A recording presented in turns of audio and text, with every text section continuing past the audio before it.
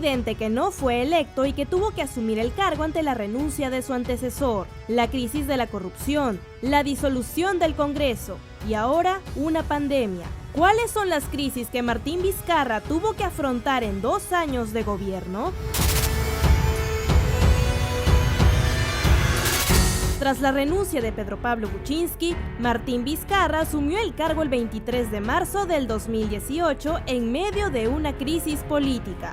Desde el inicio de su gobierno, el ingeniero moqueguano tuvo que afrontar una serie de crisis. La primera de ellas, la red de corrupción en el sistema judicial, los audios de la vergüenza que llegaron a los medios de comunicación e indignaron a la ciudadanía, el caso de los cuellos blancos del puerto.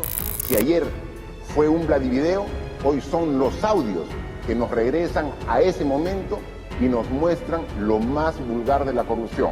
Durante su primer mensaje a la nación el 28 de julio del 2018, Vizcarra anunció la convocatoria a referéndum dirigido a 4 temas: la reforma del Consejo Nacional de la Magistratura, la bicameralidad, la prohibición de la reelección de congresistas y el financiamiento de los partidos políticos. El Congreso en ese momento dilató las iniciativas del legislativo al no elaborar los dictámenes necesarios.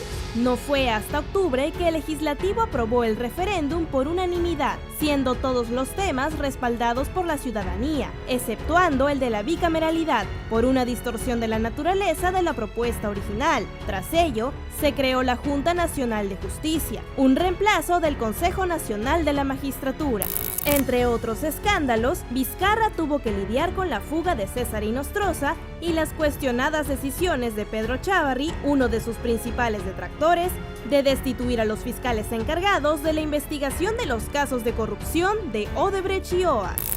Nosotros no estamos de acuerdo con esa medida, sin embargo, tenemos que actuar respetando estrictamente las leyes y la Constitución. Al cumplirse el primer año de su gobierno, César Villanueva renunció a su cargo de presidente del Consejo de Ministros y entró el gabinete del Solar. Durante este segundo año, el gobierno de Martín Vizcarra envió una serie de propuestas relacionadas a la reforma política, entre ellas el levantamiento de la inmunidad parlamentaria por parte de la Corte Suprema, proyecto que posteriormente fue archivado por la Comisión de Constitución, liderada por Fuerza Popular. La Comisión Permanente también rechazó las recomendaciones para sancionar al exfiscal de la Nación, Pedro Chávarri. Un descarado blindaje en palabras del presidente. Tras estas negativas del Parlamento al Ejecutivo, Del Solar planteó cuestión de confianza, la cual fue aprobada al día siguiente por la mayoría de los congresistas. Durante su segundo mensaje a la Nación, y tras el dictamen aprobado por la Comisión de Constitución que establecía que la inmunidad parlamentaria seguía siendo potestad del Congreso, Martín Vizcarra anunció el adelanto de elecciones, proyecto que meses más tarde también sería archivado por la misma comisión, presidida por la entonces congresista Rosa Bartra. Ante esta negativa, Vizcarra anunció un nuevo proyecto de ley para modificar las reglas de la elección de los integrantes del Tribunal Constitucional e indicó que el primer ministro, Salvador Del Solar, plantearía una cuestión de confianza por esta propuesta. Llegado el día, la cuestión de confianza se planteó. Sin embargo, el Congreso continuó con la elección de los miembros del Tribunal Constitucional, lo que significaba para el Ejecutivo un rechazo fáctico de la cuestión de confianza. Es así que el presidente anunció en mensaje a la Nación la disolución del Congreso y la convocatoria a elecciones congresales. He decidido disolver constitucionalmente el Congreso, a pesar de que el Parlamento, casi al mismo tiempo, aprobaba el pedido de Del Solar.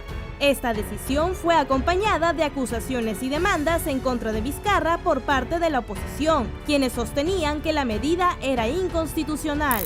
Yo creo que lo que corresponde en este momento, la moción de vacancia que corresponde por transgresión del orden constitucional. Las elecciones congresales se llevaron a cabo en enero del 2020 y esta vez la población optó por no elegir por mayoría a un solo partido.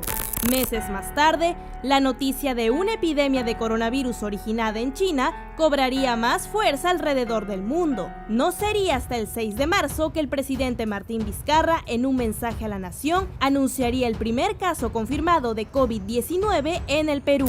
debo informar que en horas de la madrugada se ha confirmado el primer caso de infección por coronavirus COVID-19 en nuestro país.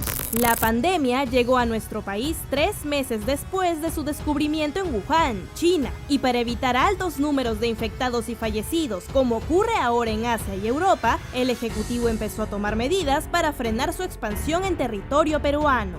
Las primeras acciones tomadas fueron la prohibición de eventos públicos de más de 300 personas, la suspensión de clases en todos los niveles y la clausura de vuelos procedentes de Europa y Asia. Sin embargo, las medidas más radicales serían tomadas el domingo 15 de marzo del 2020.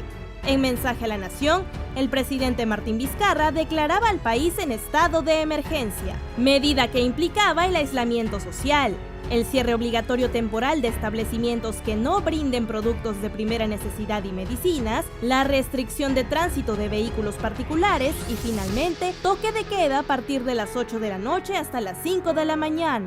Este 22 de marzo, Vizcarra cumple 57 años y el 23, 2 años en el gobierno. Fechas que el mandatario las pasará junto a su gabinete, afrontando las consecuencias de esta emergencia epidemiológica en nuestro país.